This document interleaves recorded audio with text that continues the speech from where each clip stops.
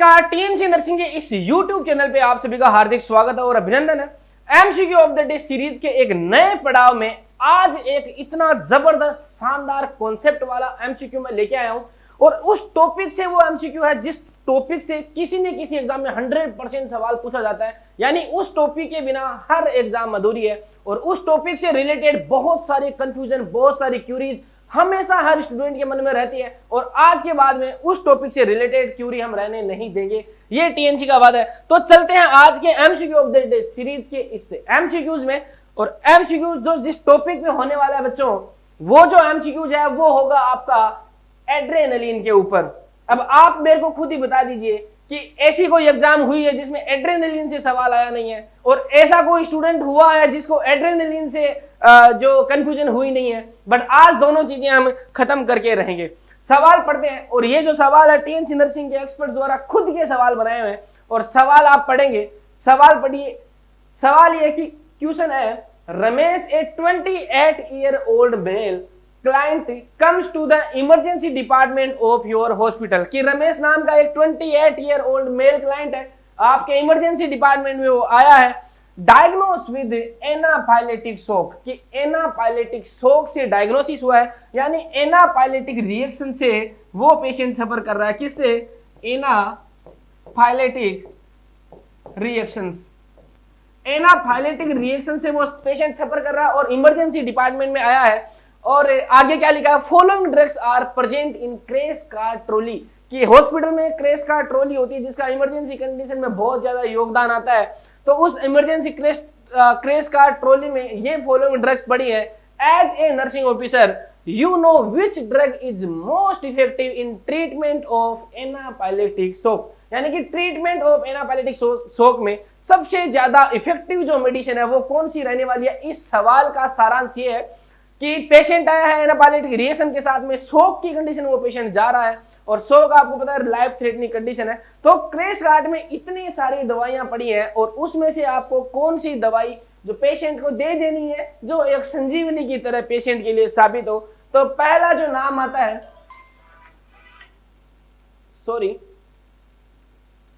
तो पहला जो नाम आता है बच्चों, पहला नाम आता है नॉर एड्रेनलिन का, दूसरा आता है डोपामिन का, तीसरा आता है एट्रोपिन सल्फेट का और चौथा जो नाम आता है वो आता है एड्रेनलिन का।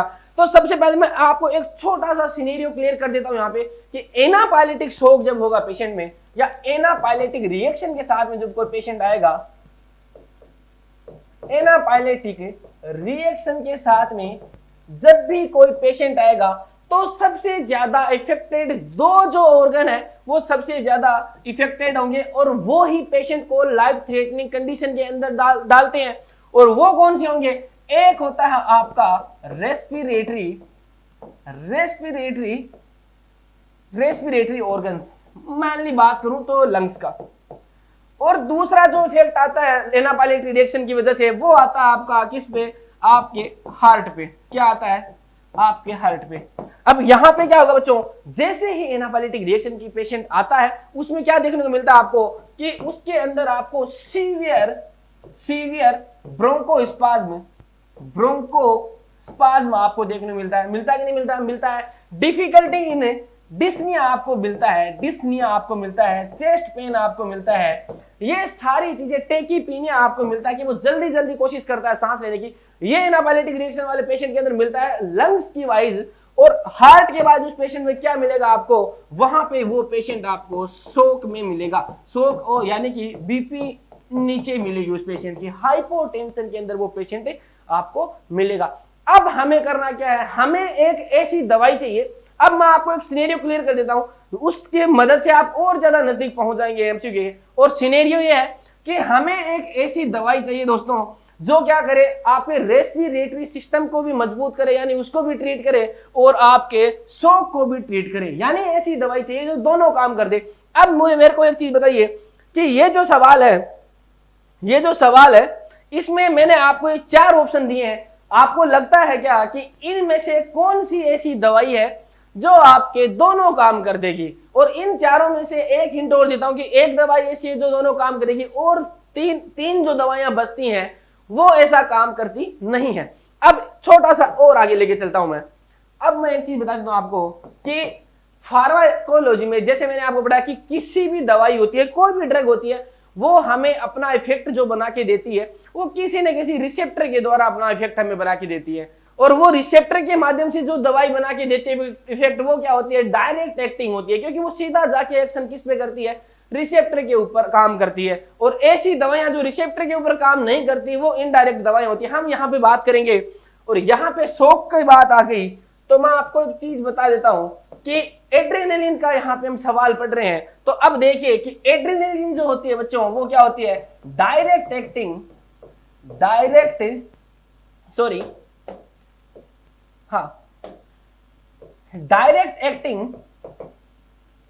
Adrenergic drug, direct acting adrenergic drug है, यानी कि सीधा का सीधा एड्रीनर्जिक रिसेप्टर के ऊपर काम करती है। और यहां पे जो रिसेप्टर होंगे, एड्रेनलिन जो होती है बच्चों, एडीआर जो होगा, वो आपके दो टाइप के रिसेप्टर के ऊपर काम करता है। और दो टाइप के रिसेप्टर आपके कौन से होंगे, एक होता है आपका अल्फा रिसेप्टर और दूसरा होगा आपका बीटा रिसेप्टर। यानी अल्फा और बीटा रिसेप्टर के ऊपर ये आपको क्या करेगा, अपना एक्शन बना के देगा। अब यहां पे क्या होगा, अल्फा रिसेप्टर में दो टाइप के रिसेप्टर मिलेंगे आपको, एक अल्फा 1 और एक अल्फा 2। देखिए सवाल थोड़ा सा लेंदी हो सकता है, 20 मिनट 25 मिनट तक ये जा सकता है, पर पूरा मैं कंक्लूजन आपको निकाल के दूंगा। और दूसरा बीटा रिसेप्टर में क्या होगा बच्चों, आपको बीटा 1 रिसेप्टर, बीटा 2 रिसेप्टर और बीटा 3 रिसेप्टर आपको देखने को मिलता है। अब अल्फा 1 रिसेप्टर जो होता है वो क्या करता है, वे जो कॉन्स्ट्रिक्टर का काम आपको बना के देगा। और अल्फा 2 क्या करता है बच्चों, इसके अपोजिट करता है। यानी जैसे ही कोई दवाई आती है, ये बोलता है रुक जा, यहीं तक, मैं नहीं जाने दूंगा। ये अपोज काम करता है, किसके, आपके अल्फा 1 के अपोज काम करता है। तो ये क्या करेगा बच्चों, ये अल्फा 1 के अपोज काम करता है, यानी कि डिक्रीज करता है किसको, सिंपैथेटिक एक्शन को कम करता है। दूसरी जगह आप बीटा रिसेप्टर की तरफ चलते हैं, जल्दी जल्दी मैं ब्रीफली आपको बता दूं। बीटा रिसेप्टर जो होता है वो आपको कहां देखने को मिलता है बच्चों, ये आपके हार्ट में प्रेजेंट होता है। और ये क्या करेगा बच्चों, कार्डिक आउटपुट को इंक्रीज करता है, आपकी हार्ट रेट को इंक्रीज करता है। ये दोनों आपको काम मिलेंगे, क्योंकि ये किस पे एक्शन करने को मिलेगा, आपको हार्ट के ऊपर ये आपका काम बना के देता है। दूसरा जो होगा कि ये जो है वो क्या करता है बच्चों, कि बीटा 1 रिसेप्टर क्या करेगा, इंक्रीज करेगा किसका, रेनिन का सिक्रेशन क्या करवाता है, इंक्रीज करता है। बीटा 1 का ये काम है। बीटा 2 का काम ये है बच्चों कि बीटा 2 जो रिसेप्टर है वो क्या करता है, स्मूथ मसल्स के ऊपर काम करता है। देखिए जब तक मैं आपको ये चीज नहीं बताऊंगा, आपको कॉन्सेप्ट है वो समझ में आएगा नहीं। तो मेरी रिक्वेस्ट आपसे है कि ये चीज आप जरूर समझे। तो बीटा 2 रिसेप्टर होगा वो स्मूथ मसल के ऊपर काम करता है। और स्मूथ मसल कौन सी, स्मूथ मसल आपकी कहां की बच्चों, सबसे पहले जो हम नाम लेंगे वो स्मूथ मसल किसकी लेंगे, आपके स्मूथ मसल लेंगे किसकी, ब्रोंकस की, या फिर एयर में बोल सकते हैं। इसके अलावा आपके ब्लेडर की स्मूथ मसल्स पे एक्शन करता है, यूट्रस की स्मूथ मसल्स के ऊपर काम करता है। अब यहाँ अपन को जो मतलब लेना है, हमें जो लेना है बच्चों, वो किसको लेना है, हमें इतना काम करना है कि यहाँ पे हमें जो एक्शन चाहिए वो कहाँ चाहिए, एयरवे के ऊपर चाहिए। क्योंकि जो पेशेंट जो आपका है वो किससे, ब्रोंकोस्पाज्म पेशेंट के अंदर हो रखा है, तो हमें अल्टीमेटली उसको शोक से निवारण करना है। और दूसरा जो है वो उसका ब्रोंको कॉन्स्ट्रिक्शन जो हो रहा है उसको ब्रोंको डायलेशन के अंदर बदलना, ताकि पेशेंट क्या रहे, जिंदा रहे। और तीसरा बीटा 3 जो रिसेप्टर होता है वो ब्राउन फैट के ऊपर काम करता है, ब्राउन फैट के अंदर काम करता है। हमें अल्टीमेटली एक ऐसी दवाई चाहिए जो किस पे काम करे, एक हमें वेजो कॉन्स्ट्रिक्शन चाहिए, एक हार्ट के ऊपर एक्शन चाहिए, और एक चाहिए हमें स्मूथ मसल पे एक्शन, यानी स्मूथ मसल को रिलैक्स करे ताकि ब्रोंको डायलेशन मिले। तो हमें चाहिए बच्चों क्या, अल्फा 1 को एक्टिवेट करने वाला चाहिए, हमें बीटा 1 को एक्टिवेट करने वाला चाहिए, और हमें बीटा 2 रिसेप्टर को एक्टिवेट करने वाला हमें ड्रग है वो उसकी जरूरत है हमें। अब ये हमारा टारगेट हो गया है। और अब हम देखेंगे आसानी से इस सवाल को अब चुटकियों में हल कर देंगे कि इनमें से ऐसी कौन सी दवाई है जो इन रिसेप्टर के ऊपर काम करती है, कौन से, इन एड्रीनर्जिक रिसेप्टर के ऊपर काम करती है। तो चलिए अब क्वेश्चन पे चलते हैं। तो नोर एड्रेनलिन क्या आपके इस रिसेप्टर के ऊपर काम करती है? तो ये जो है वो नोर एड्रेनलिन जो होती है बच्चों, वो सिर्फ और सिर्फ 2 रिसेप्टर के ऊपर काम करती है। वो आपका रिसेप्टर कौन सा होता है, एक होता है आपका अल्फा 1 रिसेप्टर और दूसरा जो होगा वो कौन सा होगा, बीटा 1 रिसेप्टर, यानी अल्फा 1 और बीटा 1 रिसेप्टर के ऊपर काम करेगी। यहां पे मैं थोड़ा सा बता देता हूं, नोर एड जो होगा बच्चों, नोर एडीआर जो होता है वो आपके अल्फा 1 और बीटा 1 रिसेप्टर के ऊपर काम करेगा, यानी कि ये एक दूसरी चीज बता देता हूं, ये एक क्या है बच्चों, ये एक है आपका पोटेंट वेजो कॉन्स्ट्रिक्टर, पोटेंट वेजो कॉन्स्ट्रिक्टर का काम करता है कौन, नोर एडीआर आपका पोटेंट वेजो कॉन्स्ट्रिक्टर का काम करता है। और पोटेंट वेजो कॉन्स्ट्रिक्टर का काम हुआ तो क्या हुआ, ये यहाँ पे कहां काम आएगा बच्चों, ये आएगा आपका, ये ड्रग ऑफ चॉइस बन जाती है आपकी, किसमें, ये ड्रग ऑफ चॉइस बनेगी आपकी एक सेप्टिक शॉक में, क्योंकि वहां पे आपको वेजो डायलेशन देखने को मिलता है सेप्टिक शॉक में। दूसरा बनेगा किसमें, कार्डियोजेनिक शॉक में। तो दो कंडीशन में ड्रग ऑफ चॉइस होगी, बट यहाँ पे ब्रोंकोडायलेशन नहीं मिलता है, इसका मतलब ये सवाल नहीं होगा, तो ये ऑप्शन क्या हो जाता है आपका, गलत हो जाता है, तो इसलिए ये ऑप्शन आपको नहीं मिलेगा। डोपामिन जो होता है, डोपामिन का एड्रीनर्जिक रिसेप्टर इन अल्फा और बीटा 1 पे कोई मतलब नहीं है, ये अपने डोपामिनर्जिक रिसेप्टर के ऊपर काम करते हैं, D1 D2 और जो डोपामिनर्जिक रिसेप्टर है वहां काम करते हैं, ये भी सवाल अपना काम का बनता नहीं है। और डोपामिन भी डोज डिपेंडेंट इफेक्ट बना के देता है आपका, इसमें इस वीडियो में हम इसका डिस्कशन ज्यादा करेंगे नहीं। तीसरा जो ऑप्शन होगा बच्चों वो होता है आपका एट्रोपिन सल्फेट। तो एट्रोपिन सल्फेट जो है वो एड्रीनर्जिक दवाई है नहीं, और हमें उस दवाई का निवारण करना है जो एड्रीनर्जिक का इफेक्ट बना के देगी, जो एड्रीनर्जिक रिसेप्टर के ऊपर अपना काम बना के देगी, और ये जो है वो एड्रीनर्जिक है नहीं। ये कौन सी है बच्चों, ये है एंटीकोलिनर्जिक। कौन सी, एंटीकोलिनर्जिक ड्रग है। तो एंटीकोलिनर्जिक ड्रग का भी हमें काम में लेना नहीं है। अब अगला सवाल आता है एड्रेनलिन। तो ये जो है वो एड्रेनलिन जो है वो क्या काम करती है बच्चों, एड्रेनलिन का क्या काम होगा, एड्रेनलिन जो आपके अल्फा 1 बीटा 1 और बीटा 2 तीनों रिसेप्टर के ऊपर काम करेगी, और हमें भी अल्टीमेटली ऐसी ही दवाई चाहिए थी जो तीनों रिसेप्टर के ऊपर काम करे। तो हमें वेजो कॉन्स्ट्रिक्शन भी मिल जाएगा, वेजो कॉन्स्ट्रिक्शन भी मिल जाएगा, हार्ट के ऊपर भी हमें इफेक्ट मिल जाएगा, और हमें ब्रोंकोडायलेशन भी अपन को देखने को मिल जाएगा। और हमारे पेशेंट को अल्टीमेटली दो ही बड़ी प्रॉब्लम थी, हालांकि उसके अलावा भी एनाफाइलेक्सिस वाले पेशेंट को होती है, हाई जो उसमें देखने को मिलती है, इचिंग देखने को मिलती है, गैस्ट्रिक प्रॉब्लम भी देखने को मिलती है, बट उनकी वजह से पेशेंट मरता नहीं है। मरने वाली कंडीशन दो ही होगी, रेस्पिरेटरी और कार्डियो, और दोनों को इफेक्ट बना के कौन देगा हमें, एडीआर बहुत शानदार तरीके से इफेक्ट बना के देता है। ये तो हुआ ड्रग ऑफ चॉइस का काम कि ये ड्रग ऑफ चॉइस क्यों बनती है, एनाफाइलेक्टिक शॉक में ड्रग ऑफ चॉइस एडीआर ही क्यों है, नॉर एडीआर, डोपामिन या एट्रोपिन सल्फेट क्यों नहीं है। अब आगे लेके चलता हूं थोड़ा सा, आपने सबसे ज्यादा कंफ्यूजन आपको हुआ होगा एडीआर में कि एडीआर का जो कॉन्स्टिट्यूशन होता है या डाइल्यूशन जिसको बोलते हैं, कि ये रेडीमेड 1:1000 सॉरी कि ये जो है 1:1000 के डाइल्यूशन में आता है। तो इस चीज का मतलब क्या है, और इसके अलावा ये आपने देखा होगा कि ये जो है 1:10,000 भी मिलता है आपको, 1:1 लाख भी आपको मिलता है, और 1 दिख रहा है, ओके इधर लिखता हूं दूसरा, और इसके अलावा ये 1:2 लाख में भी आपको मिलता। हो सकता है लाखों की गिनती में गलती हो जाए, बट कहने का शब्दों पे जाना आपको कि शब्दों को कहने का तरीका यही है। तो इन डाइल्यूशन में आपको देखने को मिला, तो इनका मतलब क्या है, यानी कि यहाँ पे जो 1000 है वो है क्या चीज, सर ये 1000 क्या चीज है, यहाँ पे ये जो 2 लाख जो लिखा हुआ है ये 2 लाख है क्या चीज। तो देखिए ये कंफ्यूजन मैं आज क्लियर कर देता हूँ, 1:1000 को मैं समझा देता हूँ, फिर आपको ये आगे भी समझ में आ जाएगा। किसी भी ड्रग के रेशियो के अंदर या डाइल्यूशन के अंदर जो पहला जो नंबर होता है वो हमेशा ड्रग का नंबर होता है, यानी वो क्या होती है, हमेशा ड्रग होगी। तो ये क्या है, एडीआर है बच्चों, और पहला जो नंबर होगा वो किसका होगा, ड्रग का होगा, और हमेशा ग्राम के अंदर होगा। क्या होगा, ग्राम के अंदर, यानी एडीआर क्या होगा बच्चों, 1 ग्राम, ये क्या होगा आपका एडीआर होगा, 1 ग्राम एडीआर होगा। और दूसरी जो संख्या होती है वो क्या होती है आपकी, हमेशा सोलवेंट होता है या डाइल्यूशन होता है, यानी ये क्या है यहाँ पे आपका नॉर्मल सेलाइन आपकी होती है। तो 1000 पार्ट, यानी ये क्या होगा, 1000 ml नॉर्मल वाटर में या नॉर्मल सेलाइन के अंदर क्या है आपका 1 ग्राम एडीआर है। 1 ग्राम एडीआर में कितने mg होते हैं, 1000 mg होते हैं। तो 1000 mg कितने होते हैं बच्चों 1 ग्राम में। तो मैं इसको 1 ग्राम लिखूं या 1000 mg लिखूं बराबर है। तो 1000 mg रेशियो 1000 ml। इसका मतलब क्या हुआ कि 1 से 1 यानी कि 1 ml में 1 mg होता है, यानी कि 1 ml में 1 mg होता है और 1 mg के अंदर 1000 mcg होते हैं।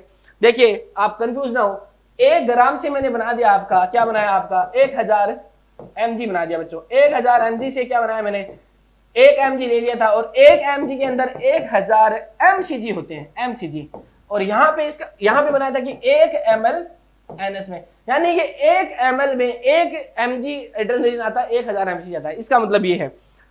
तो 1:1000 का मतलब ये। और जैसे जैसे डाइल्यूशन बढ़ता जाता है ड्रग का रूट ऑफ ड्रग चेंज होता जाता है। 1000 देखिए ये जो मैंने चीज लिखी थी यहाँ पे, ये जो मैंने चीज यहाँ पे लिखी थी, हो सकता है थोड़ा सा ये लंबा वीडियो बन जाए। ये जो चीज मैंने यहाँ पे लिखी थी वो किस चीज के लिए लिखी थी, वो मैंने लिखी थी कि यहाँ पे इसका मतलब ये कि अलग अलग रूट से ये दवाई आपको दी जाएगी।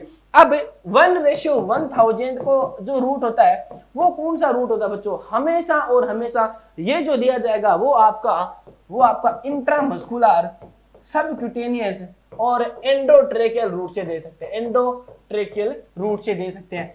कभी भी प्लेन या अनडाइल्यूटेड एडीआर को इंट्रावेनस रूट से नहीं देते हैं। 1:10,000 बच्चों जो जिस रूट से दिया जाता है वो आपका इंट्रावेनस रूट है और आपका इंट्राओशियस रूट से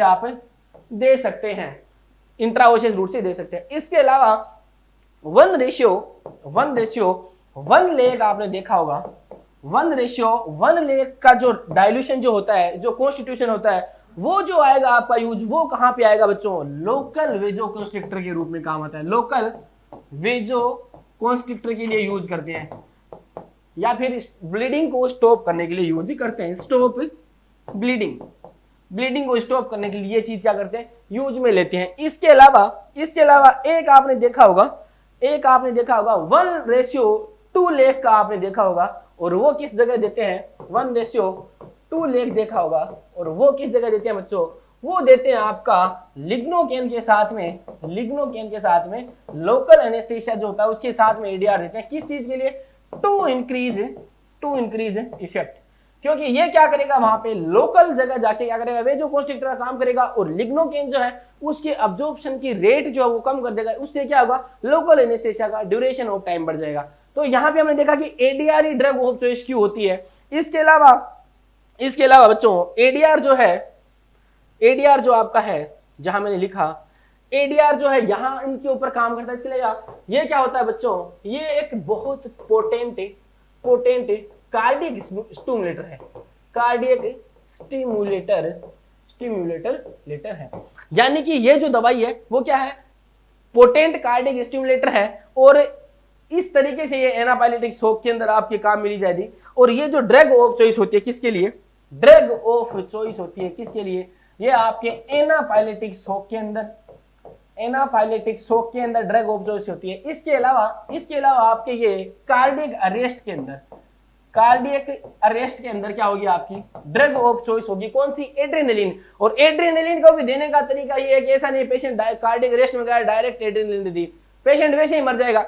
यहाँ पे पहले सीपीआर देते हैं और सीपीआर के बाद में आप क्या करते हैं, यहाँ पे एड्रेनलिन देते हैं। अब हमारा नेक्स्ट जो हम जिस पे डिस्कस करेंगे कि क्या डोज देते हैं, कितनी देर से देते हैं। अब जैसे ही वो पेशेंट एनापाइलेटिक शॉक का आएगा तो वहां पे क्या करते हैं, सबसे पहले एनापाइलेटिक शॉक में क्या करते हैं बच्चों, एनापाइलेटिक शॉक में एडीआर जब देते हैं तो सबसे पहले क्या करते हैं बच्चों, सबसे पहले जो एडीआर देंगे वो कौन सा देंगे, 1:1000 का एडीआर अपन देंगे उसको।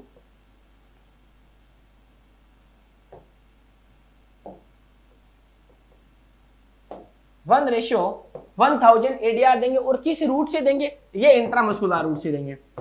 अब जैसे ही हमने एडीआर दिया 90% चांस है कि पेशेंट क्या कर लेता है, 90% जो चांस है वो पेशेंट क्या करे, 90% पेशेंट क्या कर लेते हैं, इससे क्या हो जाते हैं, सक्सेसफुली रिट्राइव हो जाते हैं। उसके बाद में जो 10% बचते हैं उनके लिए क्या करते हैं बच्चों, कि वेट करते हैं। और वेट कितना करते हैं, वेट ऐसा तो है नहीं कि पूरे दिन वेट कर रहे हैं, वो पेशेंट वैसे टपक जाएगा। तो पेशेंट को बचाने के लिए हम वेट करते हैं कितना, 10 मिनट का गैप लेते हैं, और 10 मिनट में अगर पेशेंट रिवाइव नहीं होता है तो 10 मिनट के बाद में हम क्या करते हैं, डोज को क्या करते हैं, रिपीट करते हैं।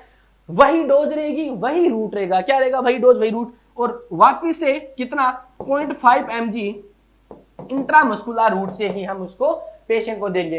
अब यहाँ पे क्या करते हैं, 95% जो पेशेंट होते हैं वो इस केस में क्या कर जाते हैं, रिवाइव कर जाते हैं, बट 5% तो अभी भी बच गए। अब जो 5% जो बच जाते हैं उनका क्या करना है बच्चों, अब वो जो पेशेंट होंगे वो क्या करेंगे, देखिए अब कंडीशन ऐसी आ गई, एड्रेनालिन को कभी भी इंट्रावेनस रूट से नहीं देना है, क्योंकि अगर पेशेंट को इंट्रावेनस रूट से एडीआर को दे दिया तो पेशेंट जो है वो एरिथमिया से मर जाएगा। यानी हम चले थे पेशेंट को बचाने और पता चला कि गलत प्रैक्टिस की वजह से इंट्रावेनस दे दिया और पेशेंट मर गया, तो हमें पेशेंट को कभी देना नहीं है। बट यहाँ तो कंडीशन दूसरी है ना, यहाँ अगर पेशेंट को एडीआर दिया तो भी मरा और एडीआर नहीं दिया तो भी मरेगा, क्योंकि 5% जो है वो मोर्टालिटी होती है। अब इसको बचाने के लिए क्या करते हैं बच्चों, अब यहाँ पे ये होगा कि इससे अच्छा है कि पेशेंट मरना तो वैसे ही है, एनापाइलेटिक शॉक की वजह से पेशेंट वैसे ही मर जाएगा, क्यों ना हम कोशिश करके देख लेते हैं। और कोशिश इस बार की जाती है किस चीज की, इंट्रावीनस उसके 10 मिनट बाद में क्या करते हैं, लास्ट शॉट यही होता है एडीआर का। एनापाइलेट रिएक्शन में इंट्रावीनस देते हैं, कौन सा, 10,000 का ही देते हैं, 10,000 डाइल्यूशन में इंट्रावीनस देते हैं, और कितना देते हैं, 0.25 ml क्या देते हैं उसको, एडीआर देते हैं। अब अगर पेशेंट रिवाइव होगा तो ठीक है, वरना पेशेंट की डेथ यहाँ पे श्योर है।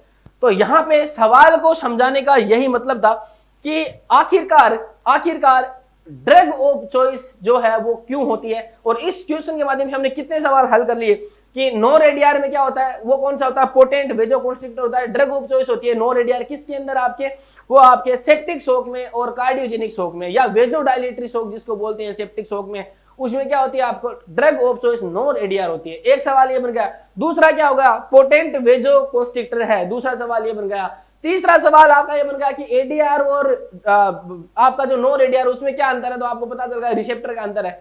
तीसरा सवाल आपका ये बन गया कि आपका डोपामिन जो है वो क्या है, तो डोपामिन रिसेप्टर के ऊपर काम करता है और क्या करता है, ये आपके कंजस्टिव हार्ट फेलियर वाले पेशेंट के अंदर काम में आता है। लो डोज में दी तो किडनी के ऊपर डायूरिसिस करवाती है, और हाई डोज में दी तो क्या करेगी, कंजस्टिव हार्ट फेलियर में आपके ड्रग ऑफ चॉइस होती है। एट्रोपिन सल्फेट जो है वो ड्रग ऑफ चॉइस आपकी किसके लिए, सिंपल ब्रेडिकार्डिया में ड्रग ऑफ चॉइस होती है। इसके अलावा ये बहुत सारे एंटीकोलर्जी काम करती है। अगर पूरा लेक्चर आपको देखना हो तो टीएनसी नर्सिंग क्लासेस के एप्लीकेशन में जाइए और वहां जाके पूरे फार्माकोलॉजी वाले कोर्स को आप असेस कर सकते हैं। वहां आपको पूरे इन डेप्थ सॉल्यूशन सारे मिलेंगे। और एड्रेनालिन के बारे में बता दी, मुझे आशा है कि एड्रेनालिन के बारे में बहुत सारी इंफॉर्मेशन अपन ने यहाँ पे निकाली है, आपको पसंद आई होगी। अगर आपके कॉन्सेप्ट क्लियर हुए हैं तो टीएनसी नर्सिंग इस यूट्यूब चैनल को सब्सक्राइब कर दें, कमेंट में अपना रिव्यू जरूर डालें और शेयर भी कर दें अपने दोस्तों के साथ में। धन्यवाद। मिलते हैं एक और नई क्लास के साथ में, तब तक के लिए पढ़ते रहिए, बढ़ते रहिए। जय हिंद, जय भारत।